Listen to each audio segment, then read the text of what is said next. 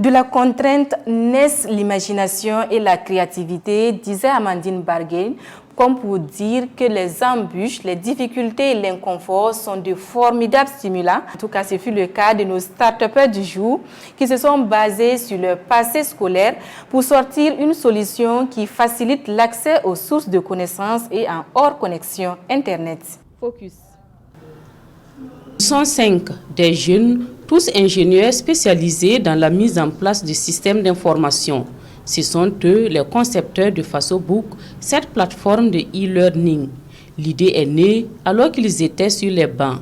L'absence de certains documents dans les bibliothèques, leur coût souvent élevé, autant de difficultés qui ont conduit Issouf et ses camarades à créer cette plateforme. Avec le temps et au regard de l'utilité de l'outil, ce qui était destiné à un usage dans un petit groupe va être redimensionné pour une exploitation à grande échelle. On a commencé le master, on voyait que nous aussi on pouvait contribuer en fait. Voilà, parce qu'en licence déjà c'est théorique, mais en master on peut vraiment maintenant concevoir des logiciels qui peuvent être vraiment exploitables. C'est à ce moment maintenant on a dit bon, on va essayer de faire un logiciel qu'on va utiliser entre amis. Voilà, on va se partager les documents. Quand moi je gagne des documents, je mets dans l'application, je partage avec les autres. C'est comme ça qu'on a vu au début, parce qu'il n'y a pas la connexion à chaque fois. Même pour aller chercher des PDF en ligne, tu tapes, tu pars dans le navigateur, tu tapes, il n'y a pas la connexion. Il faut attendre la nuit avant de pouvoir le faire. Donc, c'était pour essayer de faire tout ça. Dès la première année de master, en 2018, on a lancé le développement. Voilà, donc on fait souvent les cours, c'était pas vraiment comme maintenant on a fini avec les cours. On s'est vraiment lancé maintenant à fond sur ça. FasoBook est conçu pour faciliter l'accès aux documents tels que les annales, les romans, les anciens sujets d'examen et de concours. Élèves, parents d'élèves et enseignants y trouvent leur compte. L'objectif à sa création est de contribuer à augmenter les taux de réussite scolaire. La plateforme est facilement accessible. Un clic et l'usager a accès à une bibliothèque numérique à partir de son smartphone partout et à tout moment. Quand tu l'installes sur ton application, sur ton téléphone, le smartphone, on n'a pas besoin de la connexion à tout moment pour pouvoir travailler. Tout est là quand j'ouvre l'application Math, PC, SVT, tout est classé. Il y a une partie quand je rentre aussi, on voit les anciens bacs qui sont là, bac 2010 jusqu'à 95 jusqu'à actuellement. On peut avoir tous les sujets du bac. Voilà, avec quelques romans aussi qu'on a sur la plateforme aussi. Maintenant, pour un parent d'élève comme ça, s'il installe l'application, il peut suivre l'évolution de son enfant étant à la maison. Voilà, c'est-à-dire les notes que l'enfant a eu à l'école, les exercices que l'enfant a eu à corriger. Maintenant, pour un professionnel qui est peut-être dans son bureau, il peut avoir quelques formations qu'il a des documents sur peut-être la formation, comment cultiver en agriculture. Un enseignant, tu peux avoir un groupe d'étudiants, un groupe d'élèves, parce que c'est utilisé par des élèves aussi, où tu peux vouloir les fournir des contenus, des sujets que tu veux qu'ils traitent. C'est comme des cours à domicile, mais si on peut le faire en ligne. Avec ce projet, Issouf et ses camarades ont participé à plusieurs compétitions et ont convaincu des jurys. Pour l'instant, le coût d'accès au logiciel n'est pas fixé. Une étude de marché est en cours, mais l'équipe rassure, il sera à la portée de tous.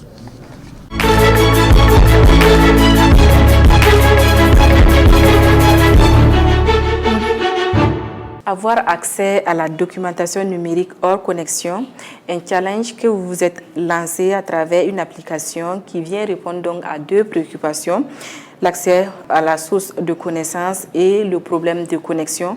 D'où vous êtes venu l'idée de créer une telle application? On a commencé l'université Naziboni, c'est à 15 km de Bogo, à Nassau. Il faut savoir qu'à Nassau, la connexion n'est pas aussi fluide comme en ville. Donc souvent là-bas, on peut aller sur Google, essayer de faire des recherches. Voilà, on cherche les sujets ici, par là, on essaie de corriger. Mais il y a des fois où on essaie de faire, on a nos connexions, mais le débit, c'est-à-dire notre couverture qui est là-bas, c'est un peu faible. Donc, il fallait qu'on venait en ville d'abord. C'est une fois en ville qu'on peut essayer de télécharger nos PDF. Maintenant, arrivé à Nassau, on essaie de lire. Donc, c'est dans cette optique qu'en fait, on a essayé de voir, bon, est-ce que nous, on peut pas même concevoir notre système où que nous soyons, on peut l'utiliser sans la connexion Internet. Parce que c'est vrai que la connexion Internet de nos jours, ça devient moins cher. C'est moins cher, mais notre couverture, c'est limité. Ce n'est pas dans toutes les localités qu'on peut avoir. Souvent, si on part à 15 km de Waro, de Bobo, la connexion Internet là-bas, ça devient compliqué. Donc, on était des étudiants, une fois sur le campus, chaque fois on était en fait dans le besoin en fait, d'avoir des documentations. Donc, nous, on a vu, comme on est des ingénieurs en informatique, on peut aussi contribuer en fait. Au début, c'était pour nous-mêmes. Nous-mêmes, on voulait développer et utiliser. Mais quand on a commencé, on a vu que nos camarades aussi, qui sont dans d'autres filières aussi, en ont besoin. Donc, c'est dans ça qu'on s'est lancé comme challenge de pouvoir réaliser une application qui va fonctionner sans connexion Internet. Ça vous a pris combien de temps pour mettre au point cette application-là? Ok, bon, il faut savoir d'abord, quand on a eu l'idée, on a essayé de faire le prototype. Bon, le prototype, on peut dire ça, durant toute l'année, quand on a commencé le Master 1, on a commencé à faire des maquettes aussi, à essayer de faire un prototype pour tester. Maintenant, c'est à l'issue, bon, on peut dire après 12 mois, comme c'est là, quand on est venu pour commencer le Master 2, on avait déjà quelque chose qui fonctionnait. Ce qui nous a vraiment motivés, c'est quand on allait au forum des jeunes entrepreneurs qui s'est tenu à la Maison de la Culture, on avait l'occasion d'avoir Madame, bon, le ministre, voilà, Adja Sanon. Bon, quand elle a vu notre solution, elle a dit, ah, je ne savais pas qu'en fait il y avait des jeunes dans mon école qui pouvaient faire ce genre de solutions. Donc c'est là-bas qu'elle nous a dit que, bon, vous êtes vraiment talentueux, essayez de revoir la solution, que vous allez mettre ça en production pour que les gens en bénéficient. Sinon, au début, c'était en fait pour nous seuls, on voulait utiliser avec les camarades de l'université. Mais bon, après qu'on a vu que ça peut aider à d'autres personnes aussi, donc on s'est maintenant concentré pour faire quelque chose qui est vraiment solide. Okay, alors, quel type de documents on peut trouver sur cette application? Est-ce que vous avez ciblé des documents particuliers? Ok. Déjà, pour les étudiants comme on était au début, c'était essayer d'avoir les anciens sujets, et puis les corriger. C'est ce qui était vraiment demandé à l'époque. À l'université, ce n'est pas comme au lycée où on peut avoir les annales à gauche, à droite, c'est compliqué. Ici, on n'a pas des enseignants qui écrivent des documents et puis les mettre sur le marché. Donc ici, c'est les anciens sujets qu'on peut essayer de prendre à gauche, à droite, et puis essayer de s'exercer avec. Donc c'est ça nous on voulait. En fait, nous on voulait récolter une base de données de ces sujets et puis corriger, essayer de mettre. Mais plus on a avancé dans le projet, on a vu qu'on peut étendre dans d'autres cycles, comme les lycées ou les collèges. Donc là-bas, pour ceux qui sont au lycée ou au collège, c'est en fait les annales. Ce qu'on peut avoir dans les annales, c'est les sujets, les corrigés. Ou puis même, on peut aller un peu plus loin avec les documents, comme les romans, les bandes dessinées. On peut tout avoir en local sur l'application. Alors, le fond documentaire de l'application, est-ce que ça sera dynamique ou ça sera vraiment vous approvisionner l'application une fois pour toutes et puis c'est fini et vous installez avec ce fond documentaire? Comment ça va se passer concrètement à ce niveau-là? Okay, donc concrètement, en fait, l'application, dès l'installation déjà, on a beaucoup de données dès l'installation. Donc maintenant, comme on le sait dans des logiciels, chaque fois on fait des mises à jour en fait. Donc en ce moment, si la personne veut faire des mises à jour, qui n'est pas obligée, si nous, puisque dans l'application, chaque fois on va mettre d'autres documents. Donc si la personne veut les avoir maintenant, il faudrait maintenant qu'il ait la connexion pour pouvoir synchroniser. Sur dès l'installation déjà, il a le minimum pour pouvoir travailler. Alors, voilà. Mais vous, comment vous allez vous faire des sous à travers cette application? Déjà quand on installe, on a déjà le minimum. Voilà, on a beaucoup de sujets, beaucoup de documents qu'on peut lire. Mais si on va aller plus loin, avoir toutes les ressources nécessaires, il faudrait maintenant qu'on s'abonne. Voilà. L'abonnement maintenant, c'est annuel. Si la personne paye l'abonnement, il a accès à toutes les informations. Alors, mais les auteurs de ces documents-là, comme vous ne voulez pas vous en tenir au sujet, aux annales, et les auteurs de documents, qu'est-ce qu'eux gagneront à travers cette application? Qu'est-ce qui est prévu pour eux? Ok, donc ce qu'on a prévu pour les auteurs de documents, on a prévu un contrat où on va les proposer, en fait, de récupérer les documents et puis de mettre sur la plateforme. En fait, nous, on va sécuriser les documents. Les gens vont venir utiliser. Maintenant, si quelqu'un s'abonne, par exemple, si la personne doit payer 5 000 comme ça, nous, on a notre pourcentage, comme on est des techniciens pour pouvoir maintenir notre base de données, on va maintenant essayer de répartir. les pourcentages en fait. Donc nous, on a notre pourcentage. L'enseignant aussi, il a son pourcentage sur chaque abonnement de chaque étudiant ou de chaque élève. Est-ce que vous avez fait un petit sondage pour voir si ce système, ce modèle, business model-là peut marcher dans notre contexte burkinabé pour qu'au moins vous puissiez rentabiliser cette application-là? Dès le lancement même de l'application, on a essayé de créer un Google Form, on a envoyé à nos camarades, ils ont répondu. Bon, il y a beaucoup de gens qui étaient vraiment chauds. Il y a des gens qui pensaient que c'était déjà même fonctionnel. Donc, il y a beaucoup de gens, même le prix. On a demandé le prix moyen qui sont prêts à investir. Il y a des gens qui sont là. Ils ont donné des prix que nous-mêmes, on ne s'entendait même pas. Alors, nous, on voyait des trucs de 5 000. Il y a des gens qui ont dit même si c'est 10 000. Parce qu'au lieu d'avoir plusieurs annales qu'on va payer 2 500, 3 500, 10, 15, nous, on pouvait tout les offrir, en fait, à un prix vraiment très bas. Donc, aussi, on a eu à faire chaque année à l'université, on fait on présente à faire l'université aux gens qui sont au lycée. Voilà, ils viennent comme les portes ouvertes, c'est les portes ouvertes de l'université en fait. Oui. Donc, chaque année, on le fait. L'université avait donné des cas pour les établissements de venir en fait visiter. Et quand les étudiants et les élèves étaient là, on les a présenté à faire notre solution. Beaucoup d'élèves étaient vraiment contents. Donc, sur ça, bon, on peut dire que les gens sont motivés. Voilà, ils sont prêts à dépenser, même si on peut l'avoir. Alors, mais vous en êtes où aujourd'hui dans le processus de vulgarisation de cette application, qu'on le voit, qui est très attendue par les élèves et étudiants? Voilà. Donc, il faut savoir que, quand on avait lancé l'application au début, comme on est des ingénieurs, on avait déjà prévu une manière qu'on va établir pour réaliser l'application. C'était de développer une application qui marchait sur les deux plateformes en même temps. Et au fur et à mesure, quand on a commencé à aller à la production, on a fait des tests avant de lancer. On a vu que non, le chemin que nous on prenait, en fait, les documents n'allaient pas être très, très sécurisés. Parce que les enseignants vont nous donner leurs documents, mais ces documents, si on commence à les distribuer, ce n'était pas sécurisé. On pouvait facilement, en fait, récupérer les données qui sont dans le logiciel. Donc, pour pouvoir sécuriser, on a changé d'approche. On est en train maintenant d'adopter d'autres manières de faire. Ça, on est presque... c'est presque fini, quoi. Voilà, c'est maintenant fonctionnel aussi. Bon, maintenant, on est plus fort, c'est plus sécurisé, en fait. L'application a reçu des lauriers, 2 ou 3 prix. Qu'est-ce que ces prix-là ont apporté comme une plus-value dans le processus d'élaboration de tout ce qu'il y a comme aspect technique et financier du projet? Ok. Bon, je peux dire que ces prix, ils nous ont aidé d'abord même à créer une structure qui est là, qui est l'e-soft. Voilà, sans ces prix déjà... Rappelez-nous d'abord même ces prix. Quels sont les prix que cette application a reçus? Ok.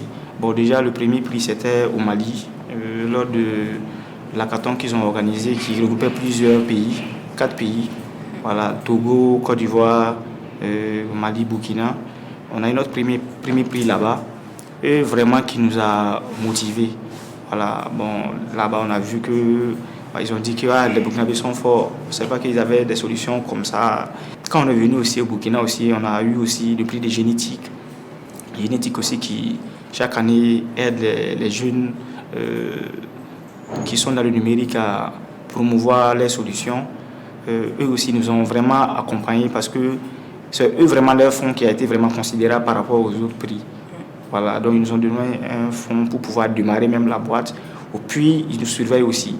Voilà, ils nous ont donné des plannings qu'on doit respecter, tout cela, voilà, des engagements qu'on a signés, comparé aux autres prix en fait. On a aussi reçu un fonds d'amorçage du Profejec, projet femmes, jeunes entrepreneurs du PNUD, voilà, avec le gouvernement de Luxembourg aussi. Nous, on est aux côtés de l'incubateur Serial Labs en fait. Eux aussi nous ont pris pendant environ une année, voilà, en incubation. Eux aussi, ça peut dire qu'eux aussi nous ont recommandé de ne pas lancer l'application rapidement. Parce qu'on est des ingénieurs, mais il fallait d'abord suivre plusieurs processus avant de lancer l'application.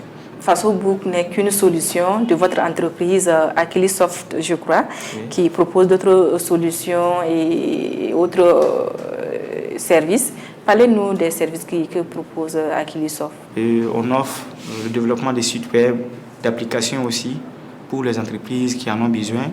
Voilà, aussi, on offre aussi d'autres services comme d'autres applications que nous on produit ou puis on part voir la population qui en a besoin. Voilà, donc on a deux autres logiciels.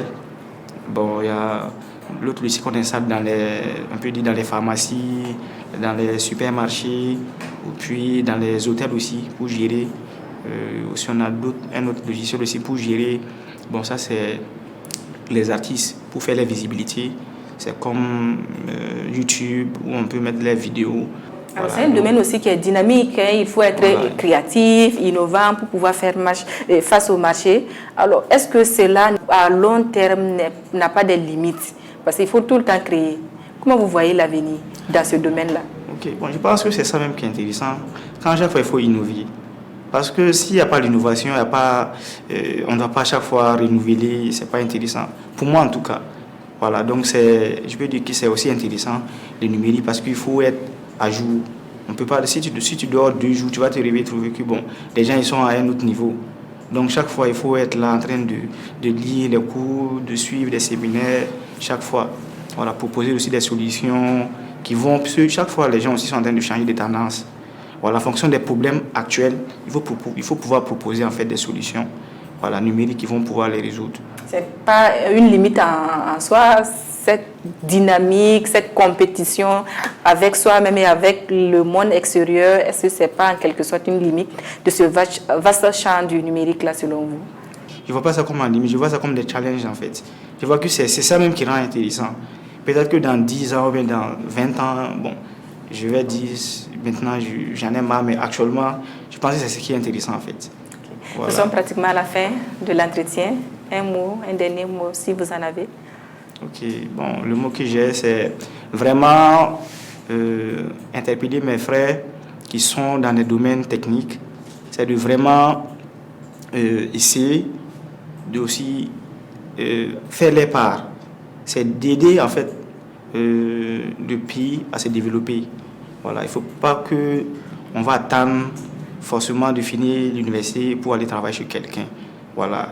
Depuis l'université, il faut essayer de faire des petits trucs pour pouvoir s'en sortir. Et si on est habitué à ça, dès la fin, on n'a même pas besoin d'aller travailler chez quelqu'un. Parce qu'on aura en fait le minimum. Maintenant, ce qu'il y a là maintenant, c'est d'aller voir des gens par-ci, par-là, pour avoir des fonds pour pouvoir se lancer. C'est pas simple, mais bon, je pense que c'est intéressant en tout cas. Voilà. Un appel à prendre le chemin de l'auto-emploi comme vous. Voilà, je pense que c'est intéressant. Ok, merci pour tous ces mots et à très bientôt.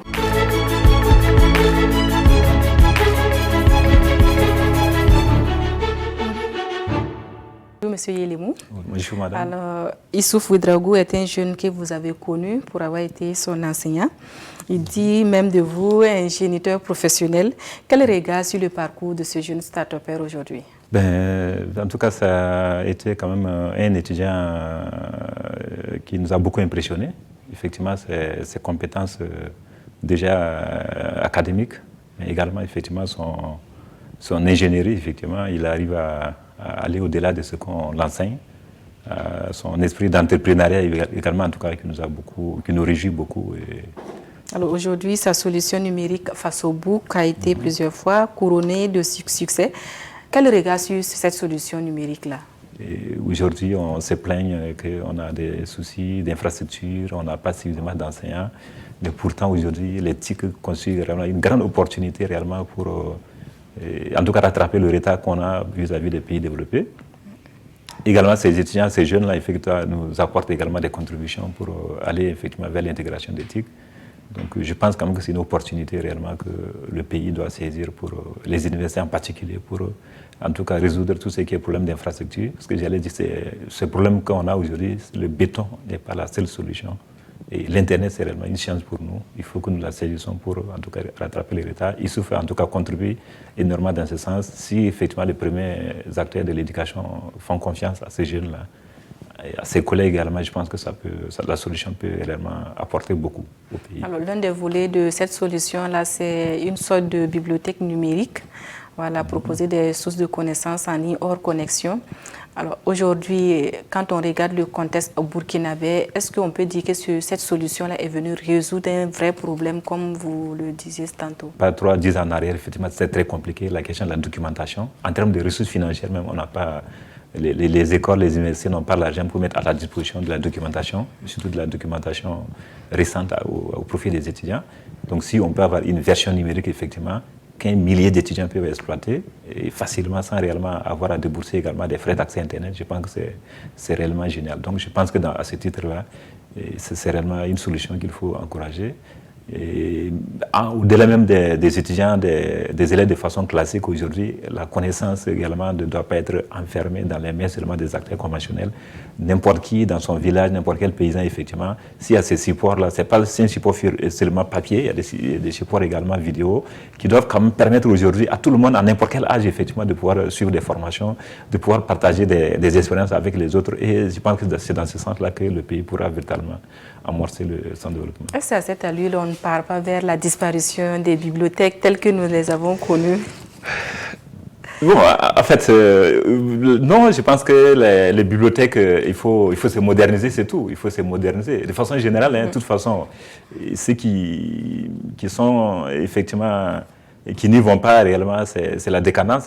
L'éthique aujourd'hui, que ce soit au niveau individuel, que ce soit au niveau pays, au niveau entreprise, il n'y a pas plusieurs solutions, il faut y aller. Maintenant, la disparition, non, il faut seulement que les gens se reconvertissent. Alors, de plus en plus, les jeunes burkinabés et surtout étudiants s'investissent dans le numérique pour sortir des solutions telles qu'ils souffrent.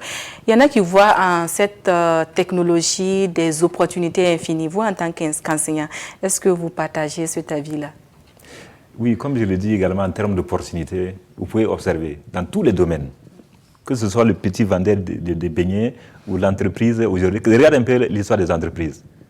Ceux qui émergent, ils ont su prendre le bon virage, l'intégration éthique, même au niveau pays. Vous avez des pays qui sont à la traîne aujourd'hui parce qu'ils ont été un peu frileux quant à l'intégration d'éthique dans leurs pratiques.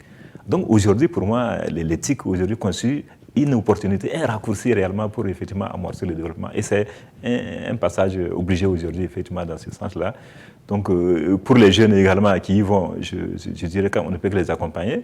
Et même aujourd'hui, quand tu regardes un peu dans le monde, je te dirais que dans les 10 entreprises les plus cotées aujourd'hui, tu verras, il y a à peu près 8 qui sont dans le domaine du numérique.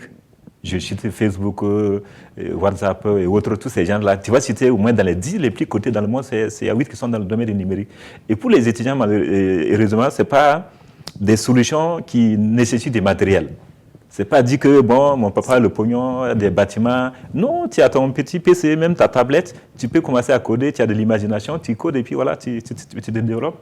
Donc c'est là également que c'est vraiment une opportunité pour la jeunesse de sortir du néant et devenir réellement un grand star mondial, comme la plupart de ceux qu'on connaît aujourd'hui. Tu prends le patron de Facebook, de Microsoft, c'est des gens également qui ont évolué dans des petits coins, mais aujourd'hui qui sont des choses. Parce qu'ils n'ont pas eu besoin d'investissement. Dans le domaine quand même, comme vous le laissez entendre, est-ce qu'il n'y a pas des pièges ou des limites vraiment à l'exploitation de ce domaine-là, de ce secteur-là? Bon, des pièges, des limites, je dirais... Parce que c'est un domaine qui est quand même dynamique. Il faut créer une solution aujourd'hui, demain, pour que ton entreprise soit pérenne.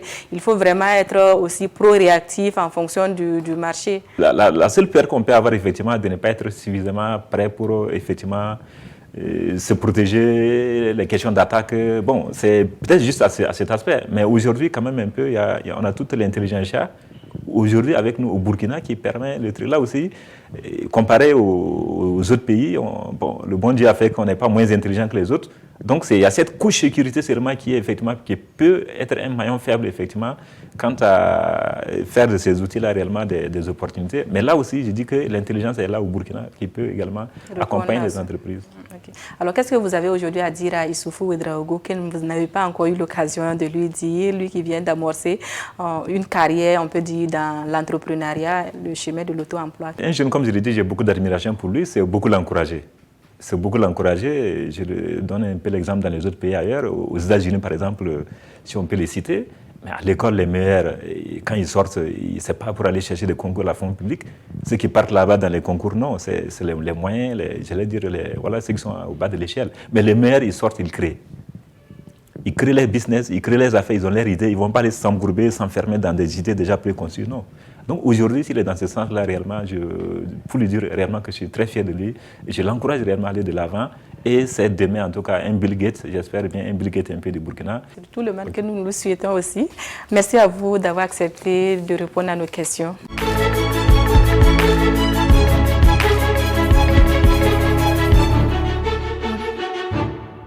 Inventer, expérimenter, prendre des risques, nos jeunes ne se fixent plus de limites. quand il s'agit de faciliter notre quotidien. En tout cas, vous l'avez vu avec la start-up du jour qui s'est structuré les ménages pour sortir une solution qui pallie et l'accessibilité des documents de tout genre et le problème de connexion Internet au Burkina. Start-up à la télé, c'est fini pour aujourd'hui. À très bientôt sur la chaîne au cœur des grands événements.